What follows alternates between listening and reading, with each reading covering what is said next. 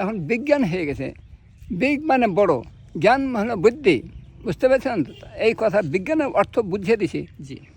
বলছে যে মা গো মা, ওর মাকে বলছে, পটিশন করছে, হ্যাঁ, যে মা গো মা দেখাস না জুজু বুড়ির ভয়, আজকালকার আমি তোমার ছোট্ট খোকা নয়, কাজকর্ম লেখাপড়া খুব পেলেছি শিখে, এবার থেকে মনটি দেবো আবিষ্কারের দিকে।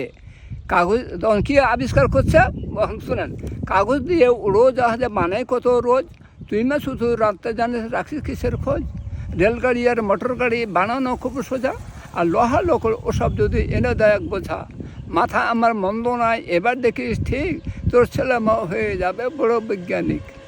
এটা পড়েছেন বাবজি আপনারা ছোটোখানে? না না না না না। হারা যখন 10-12 বছর কি 13 বছর যখন জোয়ান চাংলা, তখন হারা শিক্ষা করেছে পাকিস্তান পিরিয়ডের যুগে। আচ্ছা এই যুগের লাই, বাংলাদেশের যুগের লাই, আচ্ছা। ওই যুগের ইন্টারেস্টের সব কথা, মানে একটা বুঝ